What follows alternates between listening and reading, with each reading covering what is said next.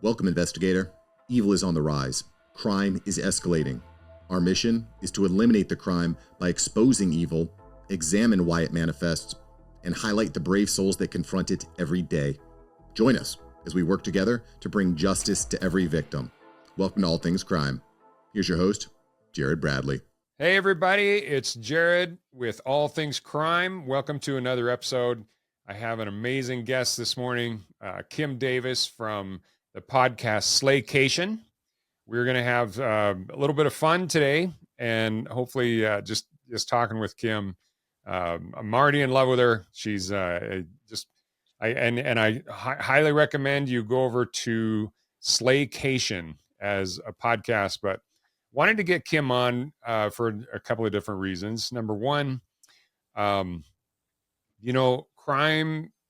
is usually it's always horrible for the victim and the victim's family, and so we don't ever want to go there. But some of the people that commit crimes and do really stupid things, sometimes it's okay to just pull those up and just say, you know what, let's talk about this natural selection that's going on with some of these criminals. And I can't think of anybody that would be better to talk about that kind of stuff. We'll also get into a little more serious stuff, because I know Kim in her bio doesn't have a criminal like a CSI or anything type of a background, but it's amazing how much when you do something for years and years. And Kim, I'm going to have you comment on this and introduce yourself to my audience. When you do something for long enough, even if it's not something you've formally studied, you pick up a lot of the idiosyncrasies and just expertise. And I know you have a social worker background, and just seeing sometimes I'm honestly amazed at the evil that one human can do to another. And as you can probably see from my back, my behind me, I've got some military stuff. And so my background is the military, and then sciences. But in the course of studying war and things, the amount of evil that people can do to each other is there's almost no limit to it. So I think you've seen that, especially as a social worker. So we're going to talk about all these things. And Kim, welcome to the show. Appreciate you coming on. And Thank you. What? Yeah. Why don't you tell us all a little bit about your background and kind of how you ended up doing what you're doing now. Well, first, let me thank you, Jared, for such a warm welcome. Thank you. And it's so good to be here with you and your audience. I'll say, true crime has always been something that I've always been fascinated by. And, I always joke that I missed my calling as a CSI, or in the field of forensics. I definitely did miss my calling, but I more than made up for it with the years of just leaning into my curiosity, all things true crime, all things forensic files. I laugh when I think of how, when my husband and I first met, and let's see, it's over 30 years ago now, when he came to my home, the first thing that he noted was that I had a bookshelf just lined with all sorts of books surrounding forensics, surrounding true crimes, serial killers, like all the mass murderers, like the whole, 9 yards of it. And it was always something that I found truly fascinating. And I always joke and say that I am the OG of true crime. I was into it before the true crime porn of Discovery ID. I was into it before, DNA was, catching criminals. I remember reading a book about the Green River Killer before he was identified as Gary Ridgway through DNA. So me and true crime go way back. And it was just always something that I was curious while I, you know, manage my other pursuits. And just like you said, Jared, in your opening, one of the things that, you know, that sort of kept me coming back to it was just trying to, I don't know if even I understand as much as makes sense of what it is that compels people to do the things that they do to each other and to Mm, people that they purportedly love. So, there's there's a lot there. mm. Um, Yeah. yeah, Well, so it's it's fascinating. it It really really is. is. The of all the people that I've interviewed and talked to, and I've had some of the world's experts on, different types of crime, necrophilia, just, Yes, mutilation and all sorts of crazy things. And um, of which there are no shortage. no, no, it's but you start getting into that kind of stuff, and you realize the rage that's in some people as they commit these crimes. It's like, I just they can go, like you said, from a loving relationship to and a caring relationship to just all of a sudden, well, something we've seen in the news recently, the Menendez brothers. Uh, These two dudes, what they shot their parents with killed them with shotguns, which yeah, is I not. remember watching that case on Yeah. court TV a million years ago. Yeah, that's not. Yeah, and then they murder their parents with and if you've never shot anything with a shotgun, shooting a person close range with a shotgun, that's a pretty brutal. Yeah, that's a mess. Let's just say No, that. you're just literally obliterating. Like you're obliterating Yeah. Well, and then that. they go out and party for a month or so until they get caught. It's like, um, I'm not sure. We really should be letting those guys back out on the street, but um, That's it's interesting because I know that there was a lot of talk, especially now, surrounding the trauma of that I guess there was sexual abuse, there was even so. And look, I it's again, it's always fascinating to me sort of what it is that connects the dots and some people to look. I'm not discounting that they may have experienced horrible things at the hand of their father, yeah, which is the allegation, and that yeah, their mother was complicit in her non-action to do anything. But you know, to your point, they were certainly at an age where they were in a position to remove themselves, being, at the threshold of hmm, adulthood, right, um, and making such a, I guess, nuclear decision to take them both out. Um, I'm surprised that they didn't think that it was going to end up any other way than the way that it did, which was with them behind bars. And don't get me yeah, started on how they're able to conduct love lives in that situation, because I know that they were married or are married or whatever the case. I don't know.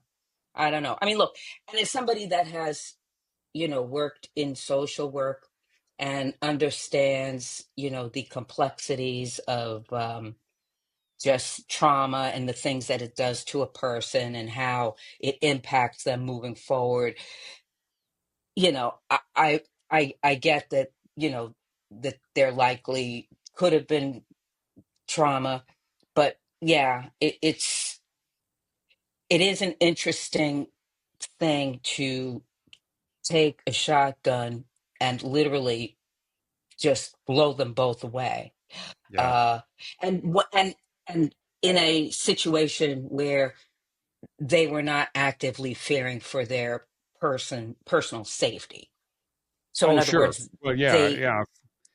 right, If somebody's literally abusing you in the moment, and you right, happen to have a shotgun that's loaded and is right there, then if that's the case, then uh, I'm all for it. Defend right, yourself. right, But right. yeah, past abuse. You know what? It's horrible, but as a functioning adult, you just have to remove yourself from that, and it's that's what laws are all for. And anyway, the Menendez brothers, I think, is yeah, yes, it's a complex case, but excusing anybody for murdering and um, literally demolishing somebody that they supposedly should love, their parents. But on the other hand, a father that is willing to abuse his kids, you know what? Removing him from the oxygen that we breathe isn't a bad thing either. So, Right. I mean, look, grew up in a very toxic environment myself, and I mm, understand, all too well, just, you know, that sort of just dealing with that and having to sort of navigate and sort of make some peace with that, and also preserving, your safety. And I gotta say, I yeah, I mean, you know. Taking it to the next level of actually wiping them both out was it was extreme. It was extreme. It yeah. it just that it could have been, like for every act there is a reaction, and you can't go around, like if we were left to just sort of say, well, they did something to me, so I'm going to just take them out. People would literally be walking around just offing people, literally. Yeah. It's like, I No, didn't yeah, get the yeah. childhood I deserved. You didn't pay for my college. You this, you that.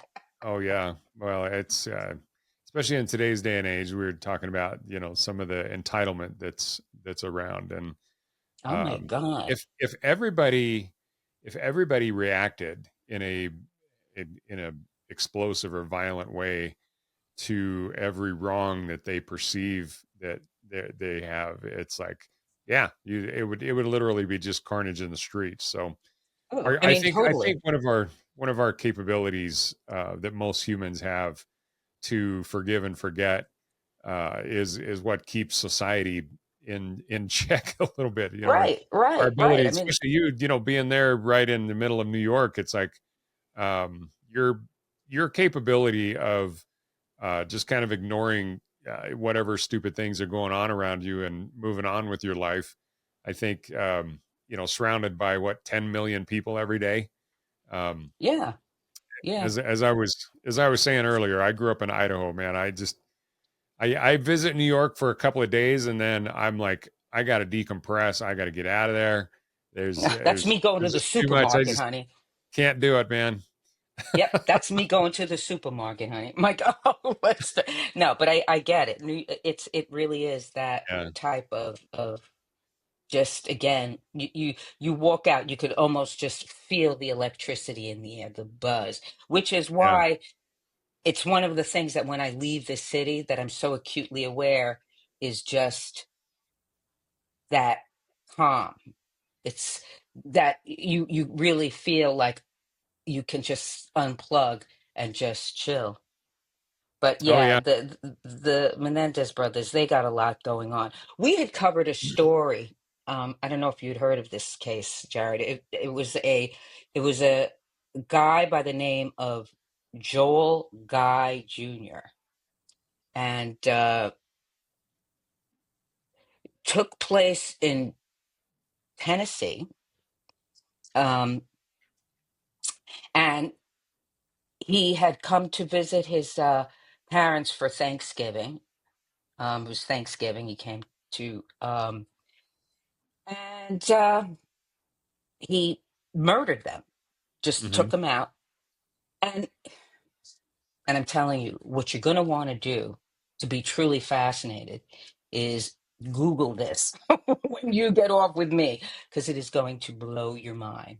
And Yeah. the thing about it that blows your mind is it wasn't enough that he just killed them, but like he literally went on a full on attempt to destroy their bodies. Like he had his mom's head boiling in a pot, like that level. He had them dismembered and soaking in acid. Like the craziness was just, out of control. And he had this book, this notebook detailing just exactly what he was going to do. And the thing that really struck me about this case, right? Just to kind of use the Menendez brothers, for example. The thing that really struck me about this case was the case of the Menendez brothers, there was this sort of history of abuse, Hmm. history of sexual abuse. In this case, there was none of that.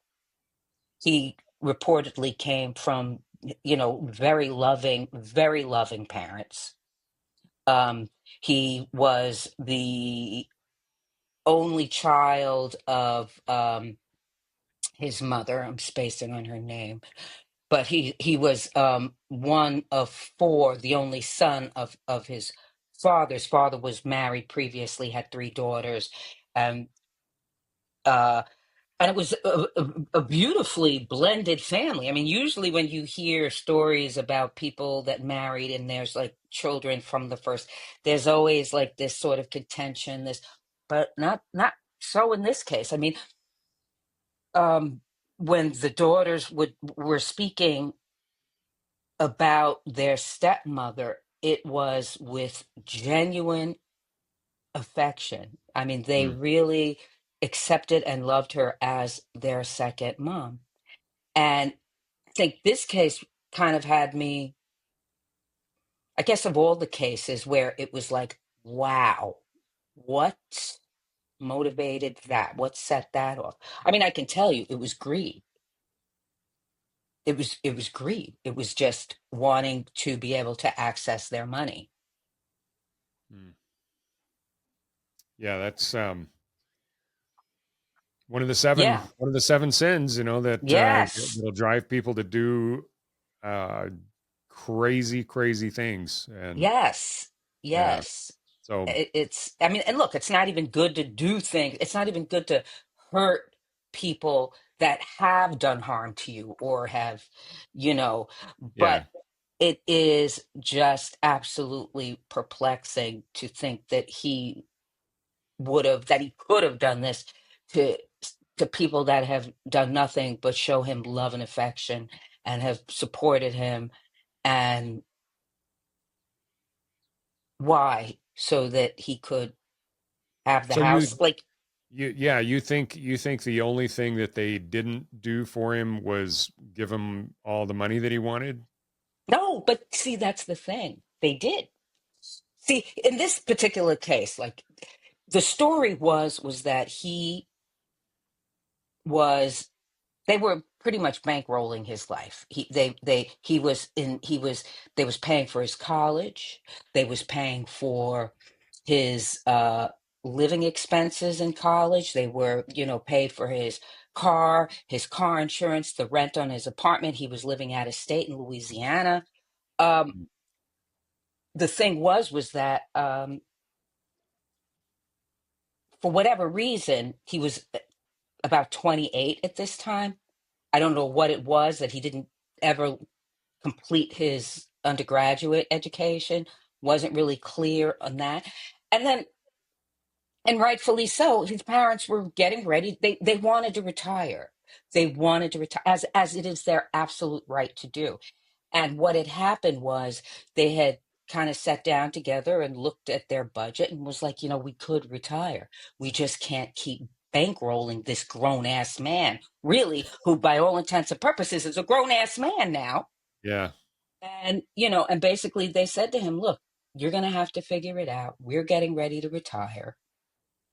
And the other interesting thing too is that he's never held down a job, which I think is very fascinating. I mean, Mm. considering that, and I don't want to blame the victim. By no means am I saying that, it's their fault, because I think, the character is the character, is the integrity of that person. But, it does really, like, I was a little taken back by that, simply because, my daughter is away at school. My daughter is working two jobs, and not even because I'm, like, you have to, but she understands, like, I like to spend $300 in Sephora, and I can't ask my mom to do that Yeah. when she's paying for my tuition, when she's, it's like, just sort of understanding that, like, growing up means, how am I navigating myself in this world as an independent person financially? And, how do I do that? What does that look like? Yeah. I'm not trying to live in my mom's basement, or, you know, and I guess for whatever reason, whatever his struggles were, he just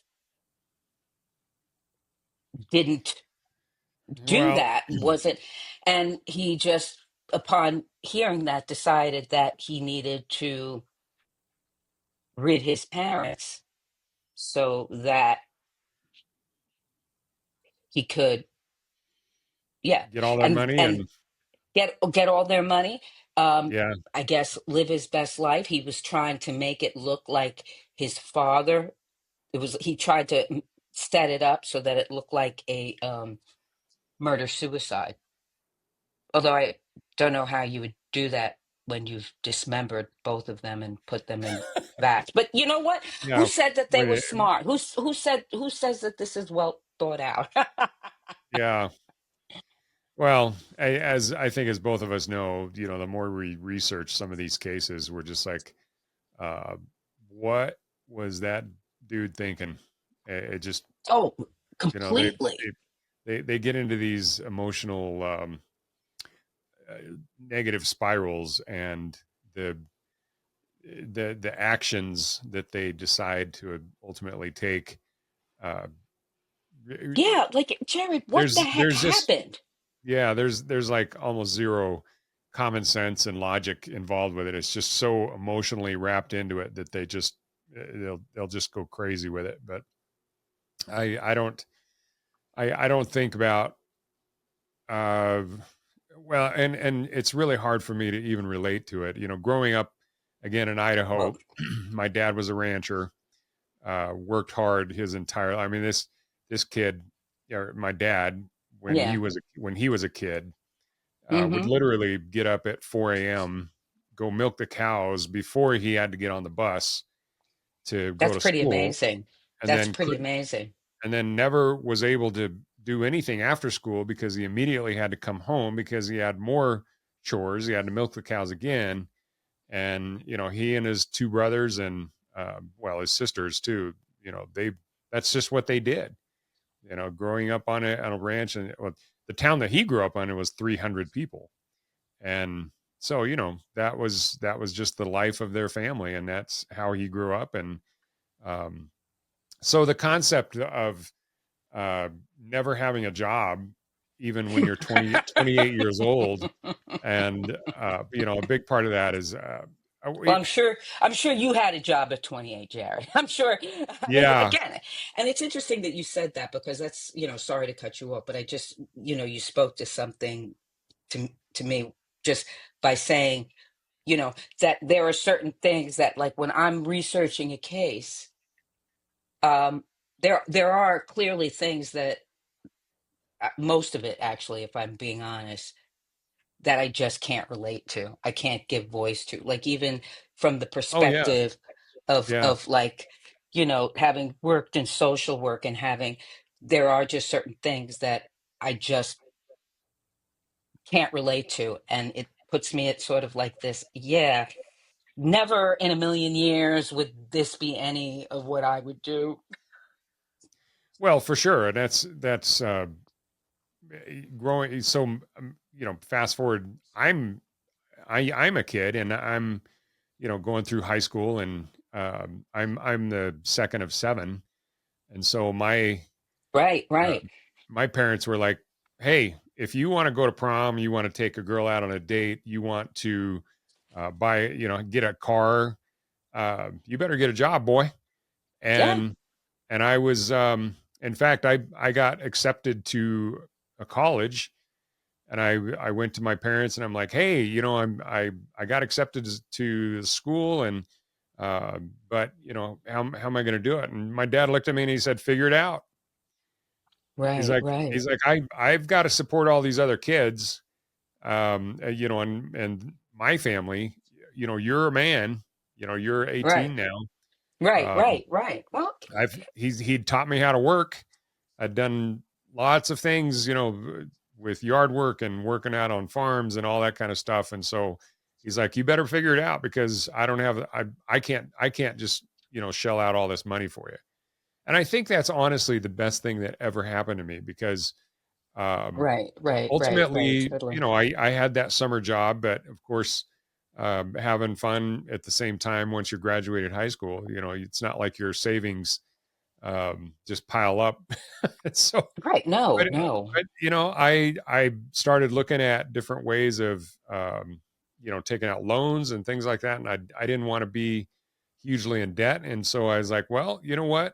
I've talked to a number of military recruiters, and so I went in and I joined the Army National Guard, and that's how I ended up, ultimately doing 14 years in the Army. And Oh, wow. That's but pretty the amazing.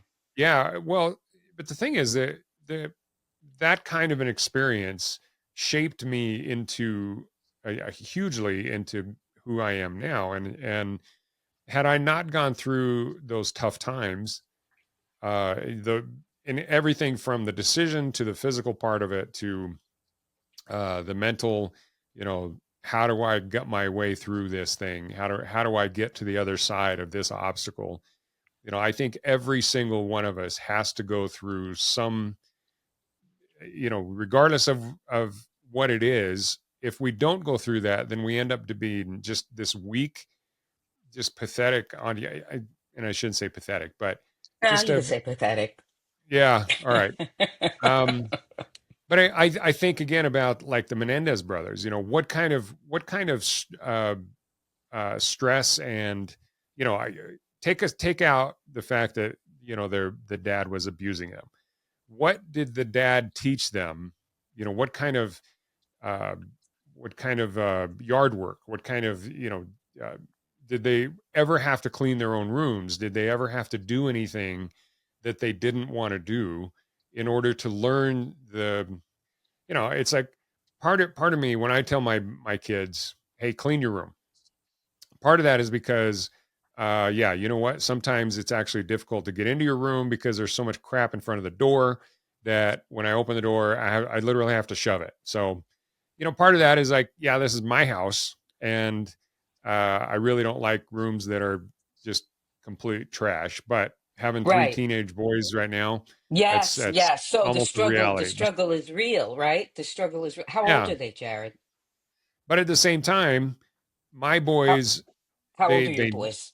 oh, but I have twins that are 15, and the youngest is almost 14. So, Wow. So you're in the thick of it because they are close in age too. Like that's a lot of yeah. testosterone, my friend.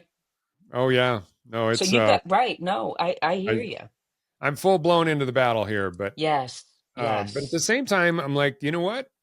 Grandma and grandpa need some weeds pulled. Go do it. And Right, and right, they right, and they right. can.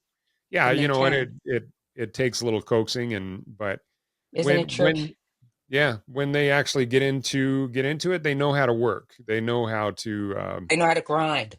yeah. And it's almost scary when you look at, and it's not just Generation X or what is it, Gen Z. Gen Mm-hmm. Z right now. Mm-hmm. I think there's the percentage of Gen Zers that have never got their hands dirty, is um, I fear for. Hopefully, I'm long gone by the time the full effect of that is around. But the problem is, I think that's been an occurrence, or for some of these people that ultimately snap, and but their entitlement and all of this, the areas of concern that most people would look at, and hindsight's always great because you can say, oh yeah, okay, well, the Menendez brothers, they grew up in a wealthy family, and they probably never learned, or never had to work, and so they developed this entitlement, and therefore when they were uh, finally reached a point where they said, you know what, rather than removing myself from this, I'm just going to eliminate the problem. Right. And you know Right. it's I think psychologically we look at some of these, the reason that some people commit these just incredibly heinous crimes. A lot of them are passion, but a lot of them are just because they just feel that they've been slighted. Right. Even though Right. you look at them and you just say, I'm sorry, but that's just life. Hmm. Look, I think everybody, and entitlement, whether you've been handed, the silver spoon or not, you have to be held accountable. I mean, Yeah, it's just the way it is. I think it's important to understand what got you here. I think that that's incredibly helpful, but I don't think that that in any way negates that you are accountable for your actions and the things that you do. right, I mean, and that's the thing. And I do think that you're right, because I think that there's certainly, you know, and especially with like incredible wealth, you know, you it, it just sort of breeds entitlement. It just breeds this, and I think there probably was a lot in the way of lacking in terms of how the Menendez brothers were parented. However, that could be for a lot of people, and that is for a lot of people. They don't go out and blow their parents' heads off, right. at the end Yeah, of the day. And I think, like every generation, ideally, I mean, I'm sure you would say that your kids have it easier than you did.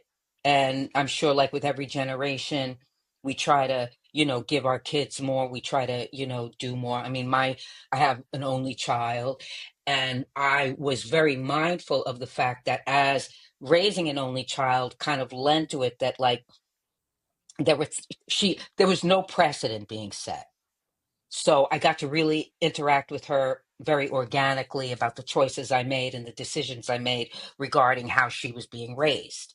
And I didn't have to think about the different child coming behind her, that, you know what I'm saying?